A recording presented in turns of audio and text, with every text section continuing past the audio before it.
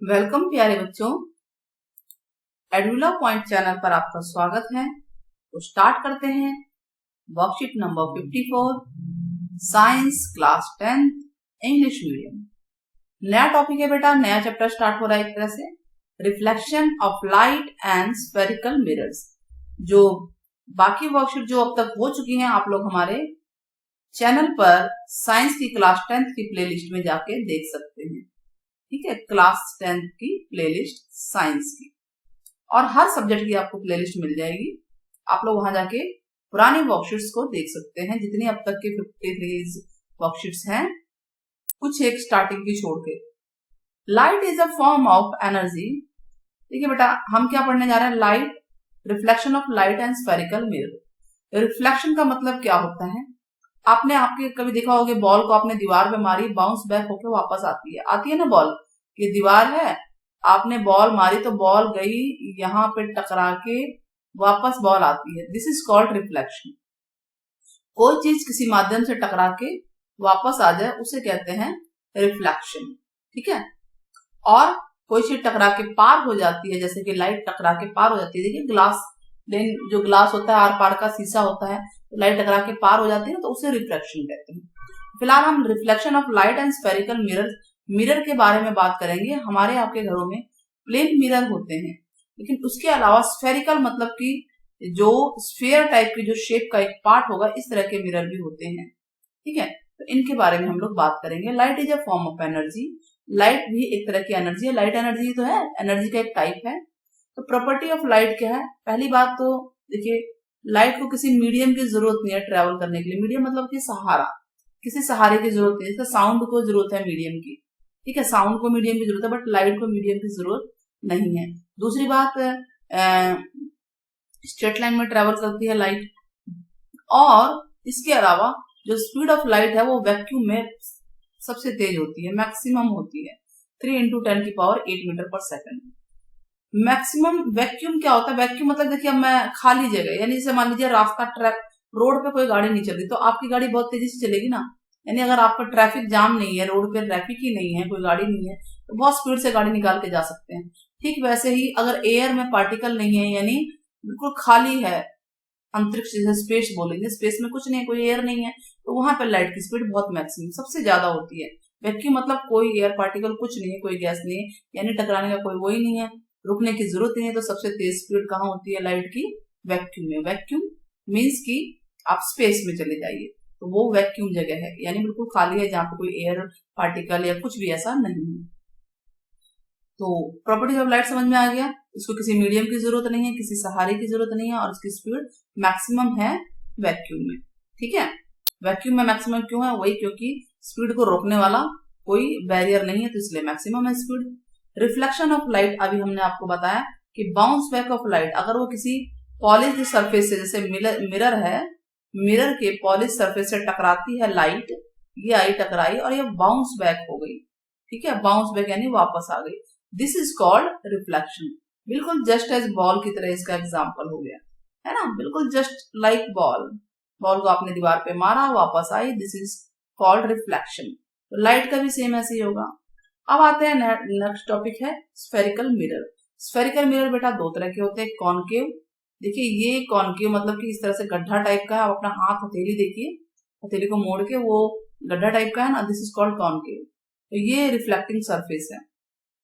यहाँ तो पॉलिश होता है, पॉलिश, ठीक है, ये रिफ्लेक्टिंग है, यानी लाइट यहाँ से आएगी, टकराएगी और टकरा के वापस कहीं भी जाएगी। ये सब हम अभी पढ़ते हैं।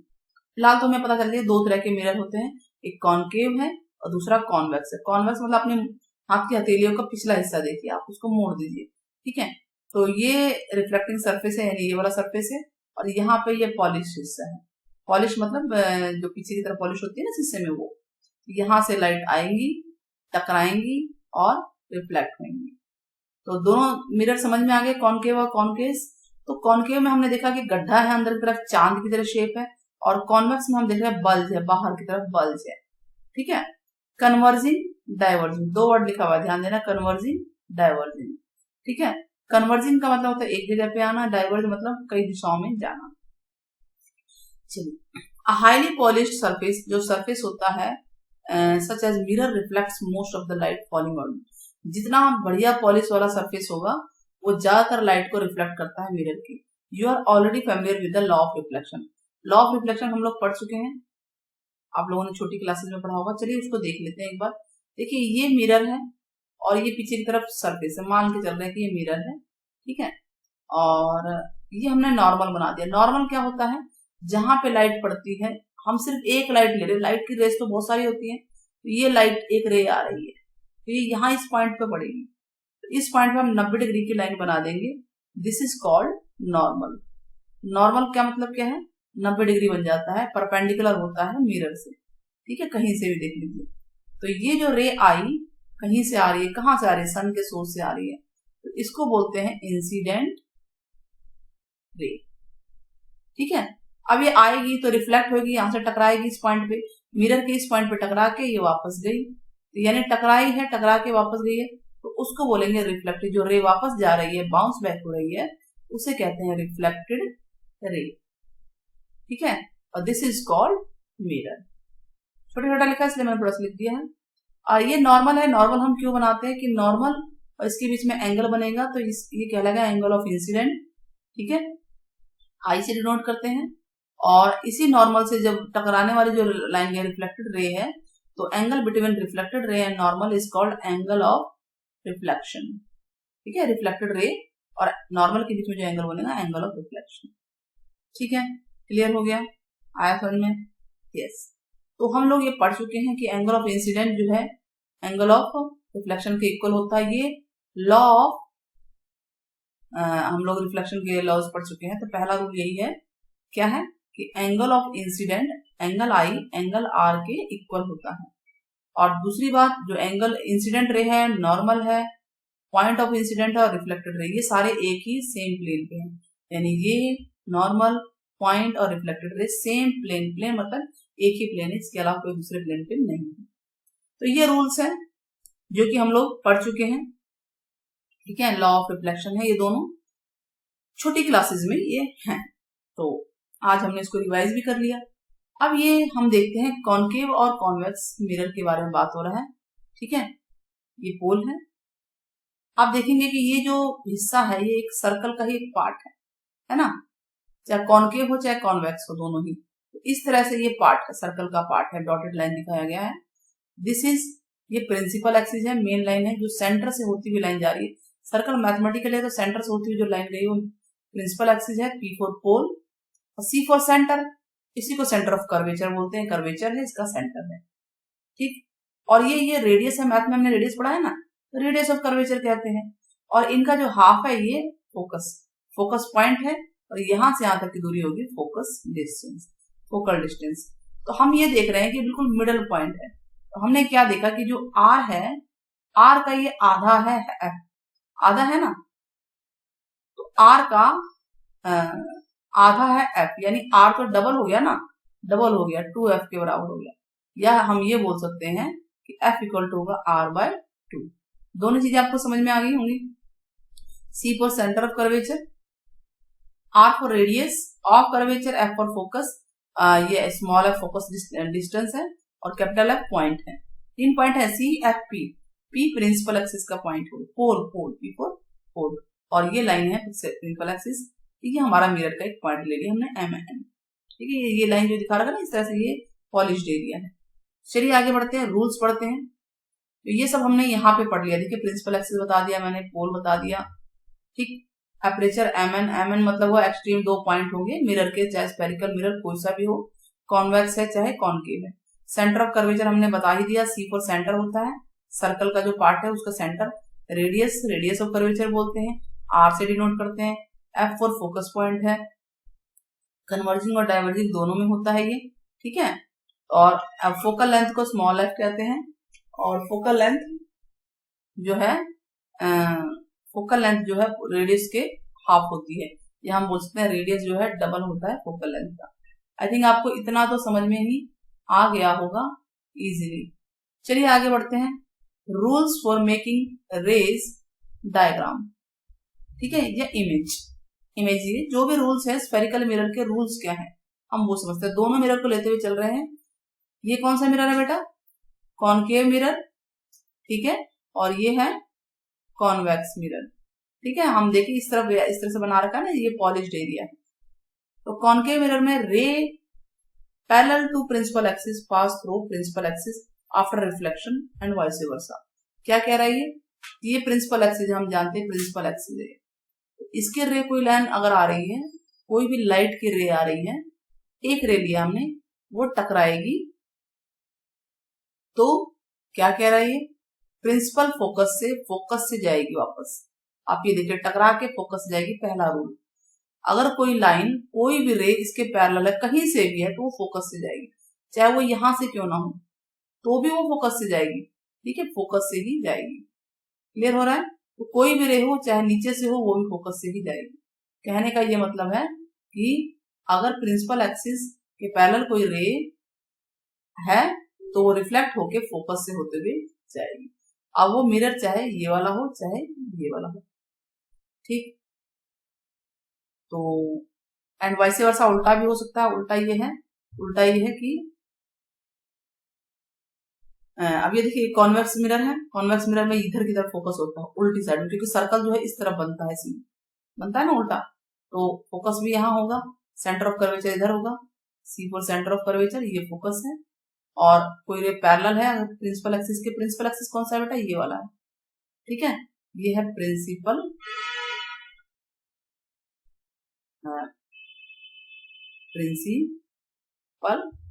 एक्सिस, बीच की लाइन बिल्कुल सेंटर होती हुई जा रही है। ये देखिए ये रे पैरेलल है, तो ये यहां से टकरा के वापस गई होगी, लेकिन इसका जो आभासी रूप बना है ऐसे गई है, देखिए इधर गई है ना। इसको जब हम फोकस, इसको हम डॉटेड लाइन बनाएंगे इमेजिनरी, ये हम देख रहे हैं कि फोकस से होती हुई गई है ना। तो कोई भी लाइन है टकरा के वो ऐसे गई, जब हम इसकी डॉटेड लाइन बनाएंगे तो हम देखेंगे ये फोकस से ही जा रही है। तो पहला रूल है ये। दूसरा रूल क्या है, रे passing through centre of curvature. अगर कोई रे सेंटर ऑफ कर्वेचर से आई है तो रिफ्लेक्ट भी उसी रास्ते से होगी, यानी कोई रे सी से होती हुई आ रही है, सी है, ये एफ है, ठीक है, तो टकरा ये आई तो टकरा के वापस इसी रास्ते से जाएगी, यहां तक नहीं लाना हमें। तो ये अगर ऐसे आई है तो वापस भी ऐसे ही जाएगी उसी रास्ते से। आप ये देखिए, अब ये देखिए ये रे कोई आ रही है, ये रे आई, तो हम इसका अगर इमेजिनरी बनाए तो ये सी पे होता हुआ जा रहा है, ये सी है, ये एफ है, ठीक है, तो टकरा के वापस इसी रास्ते से जाएगी। तो रे passing through centre of curvature reflect back along the same path. Next है रे इंसिडेंट एट पोल। अगर कोई रे सीधे पोल पे आके पड़ती है, कोई रे मतलब आ रही है, तो रे तो कहीं से भी हो सकता है। तो देखिए रूल्स यही है, या तो पैरेलल होगी, या फिर इस तरह से